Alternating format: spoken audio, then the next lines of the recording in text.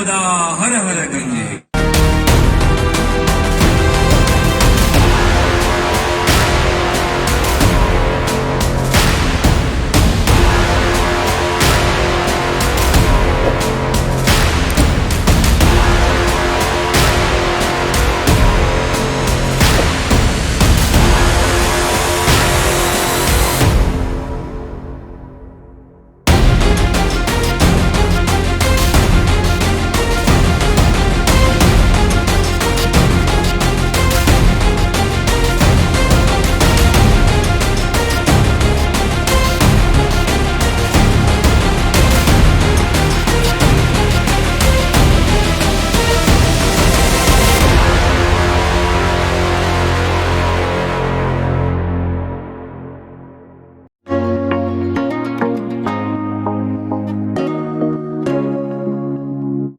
हर हर महादेव दोस्तों, मैं चंद्रकांत आप सभी का हमारी चैनल पर स्वागत करता हूं। दिन की शुरुआत हमने श्री भीमाशंकर ज्योतिर्लिंग के दर्शन करके की। शिवजी के दर्शन करके हम भीमाशंकर से अब नासिक जा रहे हैं। लगभग हमें 200 किलोमीटर की जर्नी करनी है। भीमाशंकर से मंचर और मंचर से पुणे नासिक हाईवे पर हम पहुँच गए हैं। आप कभी भी बाई कार भीमाशंकर जा रहे हैं तो मंचर से ही जाना चाहिए, क्योंकि रोड कंडीशन बहुत ही अच्छी है। ये हाईवे पर हमने बहुत अच्छे नज़ारे को एंजॉय किया और लगभग 4.5 घंटे की जर्नी के बाद हम पहुँच गए नासिक में मैंने पंचवटी एक्सप्रेस होटल में बुकिंग किया था। यहाँ हमें बहुत ही अच्छा रूम अलॉट हुआ। सब कुछ अच्छी कंडीशन में है। बाहर गाड़ी के लिए पार्किंग स्पेस भी अवेलेबल है और ये होटल मुंबई नाका से वॉकिंग डिस्टेंस पे है। यहाँ हम 2 दिन स्टे करने वाले हैं। शाम तक आराम करने के बाद हम निकल पड़े हैं पंचवटी जाने के लिए। पहले भी हम नासिक आए हुए हैं तो सब कुछ जाना पहचाना है। पंचवटी घाट पे ही मैंने गाड़ी पार्क किया। हम लगभग 6:30 के आसपास आए हैं, क्योंकि हमें आरती अटेंड करनी है। हम घाट पे बने मंदिरों में दर्शन करते करते आगे नदी के बीच जा रहे हैं। इस वक्त बहुत सारे दर्शनार्थी भी आए हुए हैं, क्योंकि गोदावरी आरती का समय हो चुका है।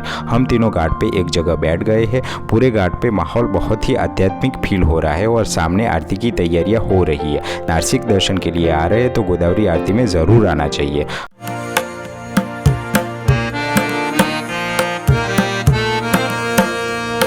हमने पूरी आरती का लाभ लिया। उसके बाद हमने गोदावरी नदी में दीपदान किया। हमें बहुत ही अच्छा लगा।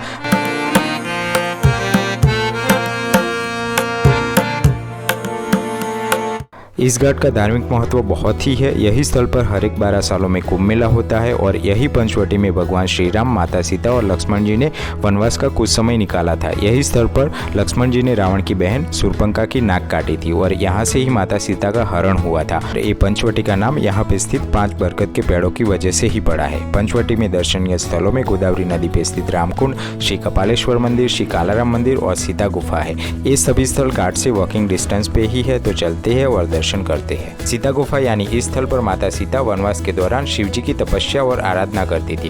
गुफा में अंदर शिवजी विराजमान है और साथ में हमें श्री राम, माता सीता और लक्ष्मण जी के भी दर्शन होते हैं। उसके बाद हम पहुंच गए श्री कालाराम मंदिर। इस मंदिर में भगवान श्री राम, माता सीता और लक्ष्मण जी की काले रंग की शिला से बनी प्रतिमा के दर्शन होते हैं। श्री कालाराम मंदिर में दर्शन करने के बाद हम चल पड़े हैं श्री कपालेश्वर मंदिर की तरफ। ये मंदिर गोदावरी नदी के घाट पे ही स्थित है। पुराणों के अनुसार जब ब्रह्मदेव के 5 मुख थे, उसमें एक मुख सदैव बुराई करता था। तब शिवजी ने उस मुख को ब्रह्मदेव के शरीर से अलग कर दिया, जिसकी वजह से शिवजी को ब्रह्म हत्या का पाप लगा।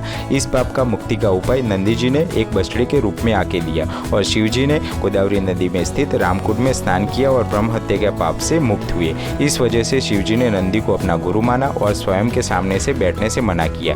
इस वजह से इस मंदिर में नंदी जी विराजमान नहीं है। हमें सिर्फ शिवजी के दर्शन होते हैं। हमने सभी मंदिरों में दर्शन किए। अब चलते हैं होटल और मिलते हैं कल त्र्यंबकेश्वर में।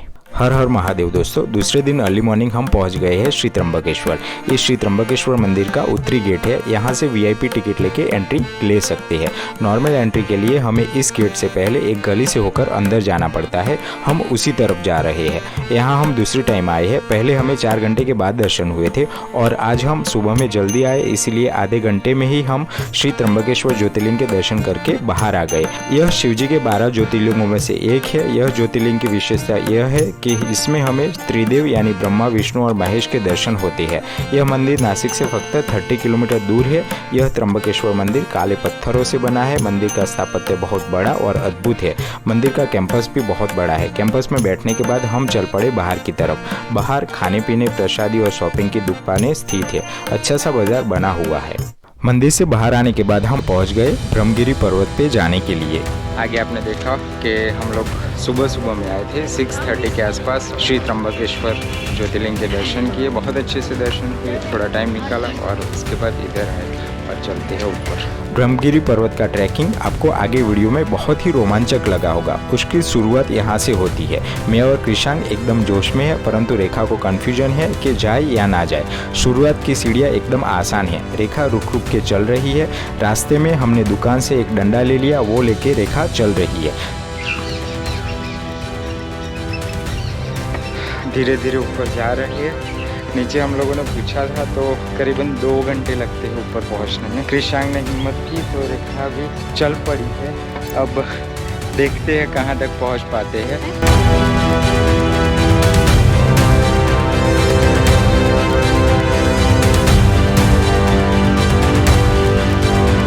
कृषांग अच्छे से आगे आगे चल रहा है। थोड़े ऊपर आने के बाद हमें ये पुराना स्थापत्य दिखा। बैक साइड पूरा पर्वत, आसपास बहुत बड़े बड़े ट्रीज है और अभी का एटमॉस्फेयर बहुत ही कूल और मस्त है। हम धीरे धीरे इस जगह पे पहुंच गए जहां पे एक तरफ श्री गणेश जी और दूसरी तरफ शिवलिंग है। यहां तक का ट्रैक ज़्यादा डिफिकल्ट नहीं है। यहाँ पे हमने बैठ के थोड़ा आराम किया। अब चलते हैं आगे। यहाँ से सीढ़ियों में रेलिंग भी बना हुआ है। ट्रैकिंग का असली रोमांच तो अब आने वाला है। जो भी प्रॉब्लम्स आने वाली है वो यहाँ से आगे है। ऊपर पहुँचने के लिए बहुत ही सावधान रहना चाहिए। हम तीनों थोड़े ही ऊपर आए और हमारे स्वागत में खड़े थे बंदर मामा। वो दौड़ के सामने आते हैं क्योंकि उनको खाना चाहिए। यहाँ हम बंदरों से बचते बचते आगे जा रहे हैं। यहाँ से सामने का भी बहुत ही अच्छा है और इस पर्वत की ढलान एकदम सीधी खड़ी है और उसकी फेस पे ही सीढ़ियाँ बनी हुई है और पीछे की तरफ देखें तो त्र्यंबकेश्वर नजर आता है। थोड़ी देर के बाद हम ऐसी जगह पे पहुंच गए जहां से चट्टान को काटकर सीढ़ियां बनाई गई है और दूसरी तरफ एकदम से डीप एरिया है। तो कई जगहों पे पूरी चट्टान के बीच से ही रास्ता बना हुआ है और वहां से हम निकल रहे हैं। इसी स्थल पर ऊपर से बहुत सारे बंदर आते हैं और खाना जुटाने के लिए ऊपर आके बैग खोलने लगते हैं। हमारे आगे वालों के साथ ऐसा हुआ, इसीलिए नीचे से एक लकड़ी कैरी करनी चाहिए और वो ठोकते ठोकते चले तो अच्छा फील होता है। मैंने ऐसा किया और हाथ में कुछ भी नहीं रखना चाहिए और बैग को भी अच्छे से संभालना पड़ता है। साथ में यहाँ सीढ़ियाँ बहुत ही नैरो है और हाइट में ऊंची है और साथ में थोड़ा थोड़ा पानी भी चल रहा है। इस जगह हमें थोड़ी डिफिकल्टी लगी तो भी हम धीरे धीरे करके ऊपर जा रहे हैं। रेखा और कृषांग ने बहुत अच्छी हिम्मत रखी और डिफिकल्ट जगह पे बिना रुके चलते रहे।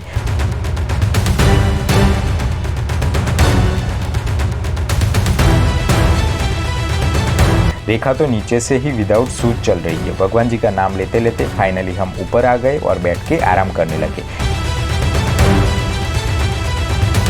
थोड़ा ऊपर आने के बाद हमें एक हनुमान जी दादा के दर्शन होते हैं। वहाँ से आगे चलते हैं तो प्लेन जैसा एरिया है। यहाँ हमें बोर्ड भी दिखा जहाँ पे लिखा है ब्रह्मगिरी पर्वत पे जाने का रास्ता। फाइनली हम लोग ऊपर आ गए और ऊपर पहुँचना है पर नीचे तक नॉर्मल स्टेप्स है। उसके बाद एकदम शार्प चढ़ाई है और एकदम डिफिकल्ट, हाँ स्टेप्स सच्ची में। और साथ में बंदर राजा का परेशानी, बहुत सारे बंदर, तो थोड़ा बहुत अच्छा फील नहीं होता। तो जो भी चीज़ें साथ में ला रहे हैं वो अच्छी तरीके से रख के लानी पड़ती है और ना छीन लेते हैं। खाना तो हाथ में चाहिए ही नहीं। और बस हम लोग ऊपर आ गए। रेखा भी ऊपर चल रही है और चलते हैं और ऊपर। हमें लगा कि सामने ऊपर टॉप तक ही जाना है। व्यू बहुत ही अच्छा है। मानसून के पानी की वजह से ग्राउंड पे ट्रैक्स बन गए हैं और उबड़ खाबड़ हो गया है। यहाँ स्लिप होने का डर लग रहा है। इधर उधर चलते चलते फाइनली हम पहुँच गए हैं टॉप पे और वहाँ से आगे देखा तो सामने ऑरेंज टॉप दिख रहा है, वहाँ पे पहुँचना है। हम आगे चल पड़े हैं।